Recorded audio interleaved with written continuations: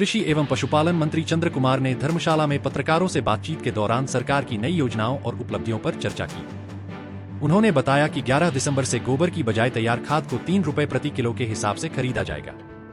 इसके लिए कलेक्शन की व्यवस्था की गई है। खाद को 50 से 500 किलो के पैकेट में तैयार कर बागवानी और सेब की फसलों के लिए उपलब्ध कराया जाएगा। मंत्री ने कहा कि एग्रो टूरिज्म को बढ़ावा देने और बंद पड़ी खेती को पुनः शुरू करने के प्रयास किए जा रहे हैं। रिमोट सेंसिंग के माध्यम से लैंड यूज पैटर्न बदलने की योजना बनाई गई है, जिससे खेतों के आकार और उनकी क्षमता के अनुसार कृषि की जाएगी। इस उद्देश्य से देहरादून के साथ टाई अप किया गया है, जहां किसानों को प्रशिक्षण दिया जाएगा। कार्यक्रम के दौरान कांग्रेस जिलाध्यक्ष अजय महाजन, संजीव गांधी, R.K. अग्रवाल, विजेंद्र कर्ण, राहुल और पुनीत मल्ली सहित अन्य नेता भी मौजूद रहे। काफी दिनों के बाद धर्मशाला मीडिया इलेक्ट्रॉनिक्स मीडिया से आज हमें रूबरू होने का मौका मिला है। अभी हमारी वर्तमान सरकार के 11 दिसंबर 2024 को 2 साल होने जा रहे हैं और उसके उपलक्ष्य में जो हमारे 2 साल की गतिविधियां रही हैं, जो हमारी पॉलिसीज हैं, प्रोग्राम हैं और जो हमारा घोषणा पत्र रहा है और जो गारंटीज उस वक्त हमने दी थे, उसके संदर्भ में समाज के ऊपर जो हमारी एक्टिविटीज हैं और प्रेस मीडिया से बातचीत करने के बाद एक बहुत बड़ी रैली जो है वो हम बिलासपुर में जो है करने जा रहे हैं और उसमें हमारे कांग्रेस के नेता आएंगे और बाहर से भी आ सकते हैं। तो मैं इसलिए कहना चाहता हूँ कि ये जो हमारा 2 वर्ष का कार्यक्रम रहा है, ये काफी उतार चढ़ाव कर रहा है और कांग्रेस पार्टी को इस 2 वर्ष में काफी चुनौतियों का सामना करना पड़ा। कुछ तो राजनीतिक गतिविधियों का और कुछ प्राकृतिक प्रकोप जो हुआ उसका सामना करना पड़ा। और जब कांग्रेस पार्टी की सरकार हिमाचल प्रदेश में बनी थी तो उस वक्त जो हमारा घोषणा पत्र था और जो हमारी गारंटीज थी उसको लेकर के हम जो है वो लोगों के समक्ष गए और हिमाचल प्रदेश में भारतीय जनता पार्टी की सरकार थी और सेंटर में भारतीय जनता पार्टी की सरकार थी और उस पक्ष से कहा गया था कि डबल इंजन की सरकार है और उस वक्त मिस्टर रिपीट का नारा जो है बोल गया कि हमारा काम बहुत अच्छा है, लोगों ने हमारे काम की सराहना की और हम मिशन रिपीट करेंगे। लेकिन भारतीय जनता पार्टी जो है इस स्टेट में बड़े लंबे चौड़े वादे करने के बावजूद कांग्रेस पार्टी ने सभी ने मिलकर के हमने प्रयास किया और कांग्रेस पार्टी 60 सीटों में से 40 सीटें जीते में काम दे रही और हमने बहुमत से सरकार बनाई और उसका नेतृत्व जो है हमारे माननीय श्री सुखविंदर सिंह सुक्खू विधायक दल के नेता चुनेंगे और मुख्यमंत्री के रूप में काम करेंगे। लेकिन उसी के बीच में भारतीय जनता पार्टी हमारी जो जीत थी उसको बचा नहीं पाई और बहुत से हथकंडे अपनाने की कोशिश की और जो हमारी चुनी हुई सरकार है उसको डिस्टैब्लिश करने का पूरी कोशिश की गई। और प्रेस और मीडिया के सभी लोग जानते हैं कि किस प्रकार से घिनौना काम किया गया, जिसमें हमारे अपने कांग्रेस पार्टी के कुछ विधायक और 3 इंडिपेंडेंट, कुल मिलाकर के 9 लोग जो थे उनको ब्राइब करके जो है वो कांग्रेस पार्टी को तोड़ने का प्रयास किया। और उस वक्त क्योंकि सेशन चला हुआ था और सेशन में जो है वो मनी बिल और कटौती प्रस्ताव चले हुए थे और कांग्रेस के विधायक जो थे वो अब्सेंट रहे, 3 इंडिपेंडेंट भी जो थे अब्सेंट रहे और उनकी कोशिश थी कि 1/3 डिफेक्शन करके जिस प्रकार का घिनौना काम उन्होंने मध्य प्रदेश में किया, महाराष्ट्र में किया और इसी तरह से उन्होंने राजस्थान में भी कोशिश की, लेकिन वो 2 सीटों में डिफेक्शन से सरकार तोड़ने में कामयाब हुई, जिसमें सबसे बड़ा मध्य प्रदेश था और नंबर 2 के ऊपर जो था वो महाराष्ट्र था। और जहाँ पर हिमाचल प्रदेश में भी वो सरकार को तोड़ने में उन्होंने एडी चोटी का जो धानवल का जो और अर्धवानी स्टेट हरियाणा में उस वक्त खट्टर साहब की सरकार थी, वहाँ से उन लोगों को हेलीकॉप्टर्स में कभी उत्तराखंड लेकर के कभी उनको राजस्थान में वहाँ पर हरियाणा में रखा। और जो हमारे स्पीकर साहिबान हैं श्री कुलदीप सिंह पठानिया जी, उन्होंने उनके ऊपर एक्शन लेकर के उनको डिवार किया और ये केस जो था वो सुप्रीम कोर्ट में गया। वहाँ सुप्रीम कोर्ट ने भी जो स्पीकर का फैसला था उसको अपील किया और वो दोबारा स्पीकर के समक्ष पेश हुए और उन्होंने त्याग पत्र दिए और पार्लियामेंट के चुनावों के साथ ही उन 9 जो विधायक थे उनका चुनाव भी साथ साथ हो गया। कांग्रेस पार्टी फिर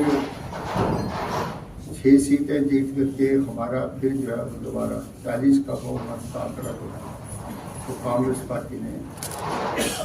जो है वो फिर दोबारा हुआ और कांग्रेस पार्टी जो थी वो बहुमत में। ये चीज मैं इसलिए कह रहा हूँ कि भारतीय जनता पार्टी का एक शुरू से ही ये सोच रही है कि डेमोक्रेटिक चुनी हुई पार्टियां जो हैं उनको डिस्टैब्लिश किया जाए और एक किस्म के हथकंडे अपना करके जो है वो उनको तोड़ने का प्रयास किया।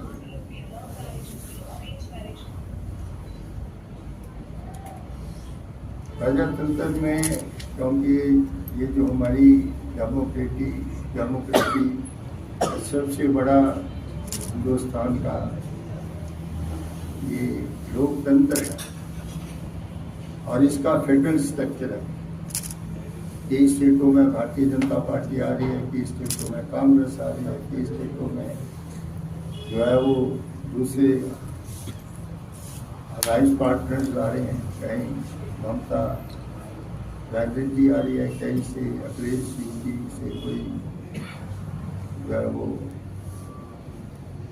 दूसरी पार्टी आ रही है, तो कहीं मध्य प्रदेश से कोई दूसरी पार्टी, कहीं से कांग्रेस आ रही है। इस फेडरल स्ट्रक्चर में जो चुनी हुई सरकारें उनका एहतराम है। ये मैं बैकग्राउंड आपको इसलिए दे रहा हूँ कि यूपीए फर्स्ट और सेकंड की सरकार रही, कभी भी इस प्रकार का प्रयास नहीं किया गया कि चुनी हुई सरकारों को भी डॉक्टर मनमोहन सिंह जी जब हिंदुस्तान के प्रधानमंत्री थे तो उस वक्त जो हमारे वर्तमान प्राइम मिनिस्टर हैं मोदी जी, वो उस वक्त गुजरात के थे, उनको पूरा पैसा दिया जाता था। आपदा के टाइम उस स्टेट की पूरी मदद की जाती थी और कोई अच्छा काम वो किया जाता था तो डॉक्टर मनमोहन सिंह जो है वो मोदी की सरकार की सराहना भी करते थे, क्योंकि मैं भी उस वक्त मेंबर पार्लियामेंट रहा हूँ 2004 में 14वीं लोकसभा। तो जो हमारे चुने हुए चीफ मिनिस्टर्स होते थे उनके वो एहतराम करते थे, उनको पैसे का पूरा जो है वो जो भी बजट का प्रावधान था उसको पूरा करने का प्रयास। लेकिन हमने 2 साल में ये देखा है कि इस छोटी सी स्टेट को आर्थिक मदद जो थी बड़ी कम हुई। आपदा के वक्त में भी कोई ज्यादा पैसा नहीं मिला और उस वक्त भी हमारी सरकार के जो वरिष्ठ मंत्री थे, मुख्यमंत्री सुखविंदर सिंह सुक्खू जी और सेंटर्स के जो हमारी पार्टी के वरिष्ठ लोग थे, उन्होंने कई बार इस बात को लेकर के बार बार फाइनेंस के बारे में बातचीत की और जहाँ से चुने हुए 4 विधायक भी थे, पार्लियामेंट के मेंबर थे, यहाँ की अपोजिशन में उस वक्त सत्ता पक्ष में भी थे जो बाद में अपोजिशन में है, और नड्डा साहब यहाँ के प्रेसिडेंट थे, एक सेक्टर में वजीर था, लेकिन वो अपने हक लेने में बिल्कुल कामयाब नहीं और बड़ी फाइनेंशियल टाइट होने के बावजूद भी हमारी सरकार ने अलग से एक कोर्स जो था 1450 करोड़ का एक अलग से पोस्ट का वो तैयार किया और हमने बड़ी तत्परता से उस प्राकृतिक प्रकोप को जो जगह जगह जो है वो सबसे ज़्यादा नुकसान जो था वो कुल्लू मनाली और हमारे अपने कांगड़ा के कुछ क्षेत्रों में हुआ और सभी ने बड़ी तत्परता से काम करके उस नुकसान की भरपाई करने की कोशिश की।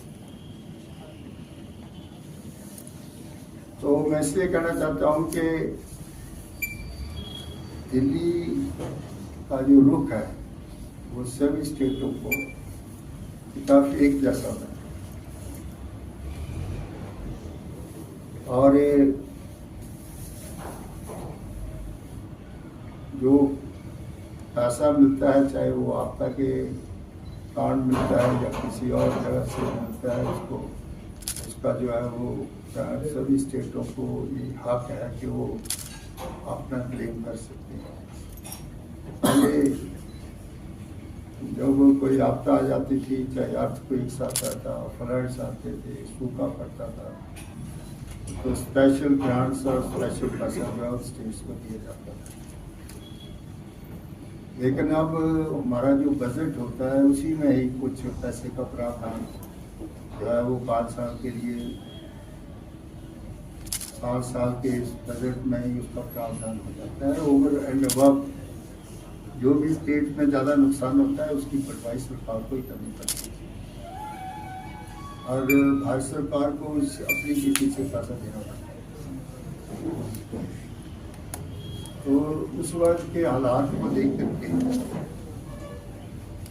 ये पक्षपात का रवैया उस पर करते हैं।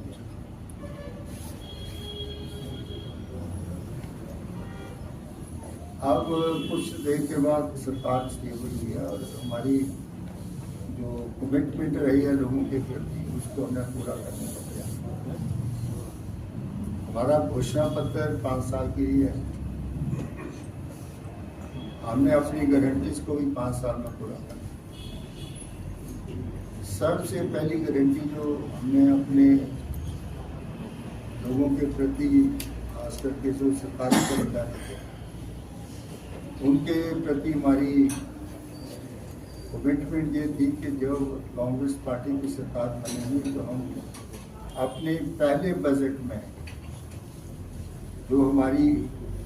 ओपीएस है, ओल्ड पेंशन स्कीम, उसको हम बहाल करेंगे और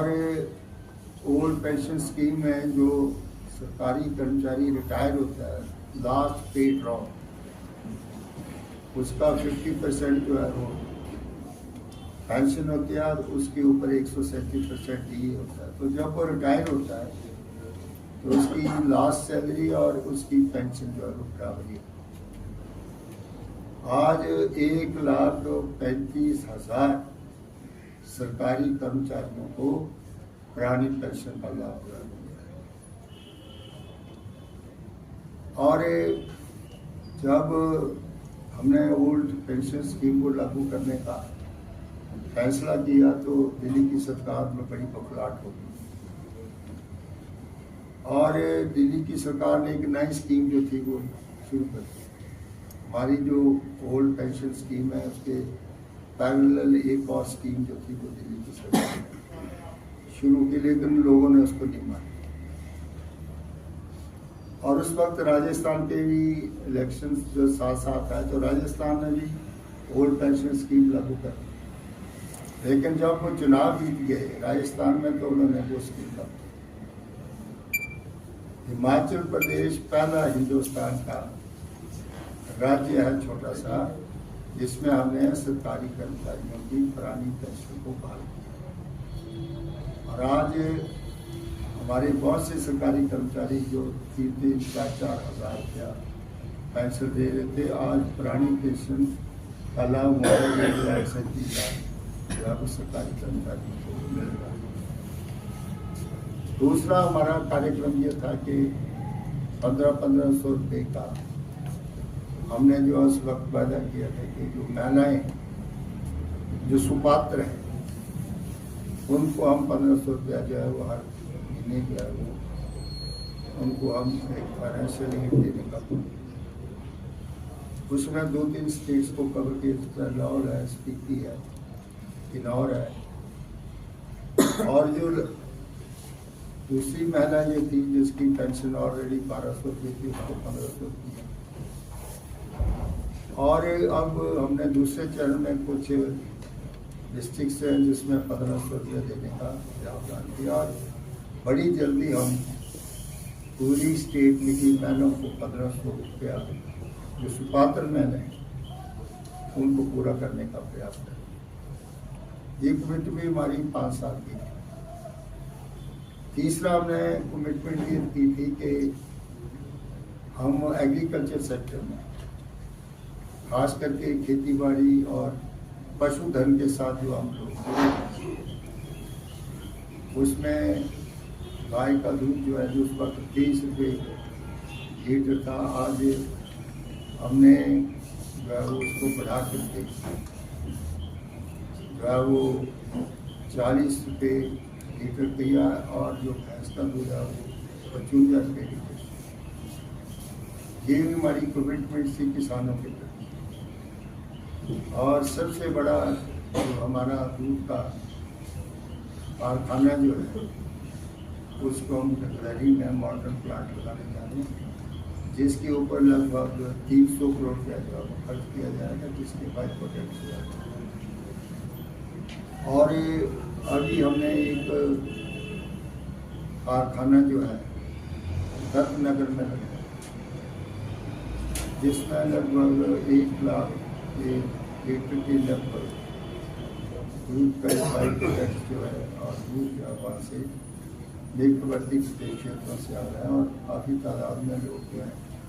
अपने गांवों से जो हमारी कमेटियाँ बनी हैं उसको जो है वो हमने रजिस्टर किया, वो ड्यू दे रही है। और जिला कांगड़ा में भी लगभग 450 कमेटियाँ जो है महिला ग्रुप जो है उनको हमने रजिस्टर किया, जो जिससे कि हर एक परिवार से हम 10 लीटर दूध कलेक्ट करेंगे कलेक्शन सेंटर से। ये जो हमारा मॉडर्न प्लांट बन रहा है इसकी कैपेसिटी जो है जो भी 1 लाख से ज़्यादा लीटर से ज़्यादा जो है कैपेसिटी का ये प्लांट बन रहा है। और ऑर्गेनिक खेती की तरफ सरकार का रुझान है कि हमारे चाहे फल है, सब्जियां हैं, सीरियल है, उसमें ऑर्गेनिक खेती के तहत हमने 30 रुपये किलो मक्की और 40 रुपये जो है वो गंदम खरीदने का जो है वो कार्यक्रम हमने शुरू किया, जिसमें इस बार 45 मेट्रिक टन जो है वो मक्की हमने ऑर्गेनिक मक्की जो है और जो भी सीरियल पैदा करेंगे और वेजिटेबल्स पैदा करेंगे वो किसान जो उनको हमने रजिस्टर किया, जिसमें जो हमारी ऑर्गेनिक और प्राकृतिक खेती, वैसे तो खेती है प्राकृतिक है लेकिन चलो उसका नाम बदल के प्राकृतिक कर दिया, उसको ऑर्गेनिक खेती कहते हैं, जो हम गोबर से तैयार करते हैं। ये भी हमारी किसानों के प्रति कमिटमेंट है। अभी 11 तारीख को हम जो है वो सिविल सप्लाई को वो मक्की दे रहे हैं और मक्की का आटा जो है उसको लॉन्च करेंगे 11 तारीख। कई बार भारतीय जनता पार्टी और प्रेस के लोग हमारे ऊपर खिजली उड़ाते थे कि हमारी गारंटी में गोबर खरीदने का ये कार्यक्रम। हम गोबर को रॉ नहीं लेंगे, हम उसकी जो ऑर्गेनिक मन्यूरिंग है, जो बना हुआ मैल है, उसको 3 रुपये किलो खरीदेंगे। और एक पार्टी हमारे पास आई है जो सारा काम आगे बेड करेगी, फिलिंग करेगी, बैग सप्लाई करेगी और कैरेज करेगी, स्टॉकिंग करेगी।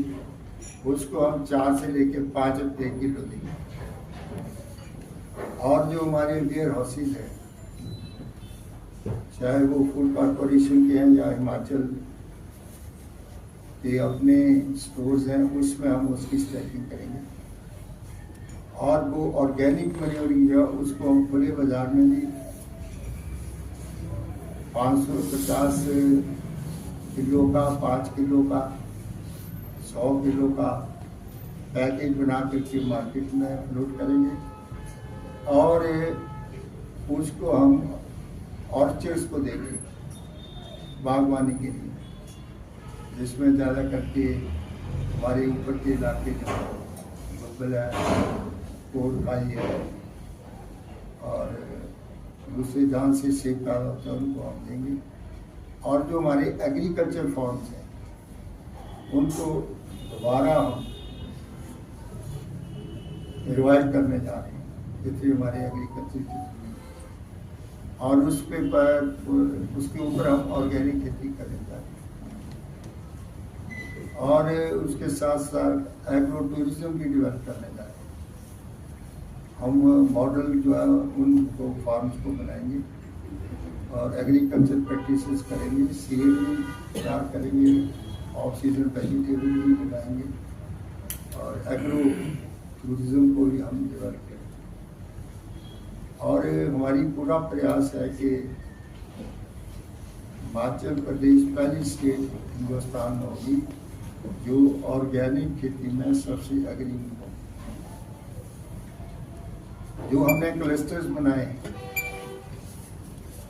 हमने एग्रीकल्चर के 30-30, 40-40 कामों के क्लस्टर्स बनाए हैं। और जो हमारे एग्रीकल्चर के ऑफिसर्स हैं उनको 1 हफ्ते की ट्रेनिंग के लिए देहरादून के साथ संपर्क कर रहे हैं। वहाँ पर हम जो रिमोट सेंसिंग से जो मैप्स आते हैं और उस रिमोट सेंसिंग से जो हमारे क्लस्टर्स हैं उनकी पूरी मैपिंग करके उसकी 3 डायमेंशन पूरी पिक्चर बना करके क्रॉप पैटर्न और लैंड यूज पैटर्न को बदलने का प्रयास किया।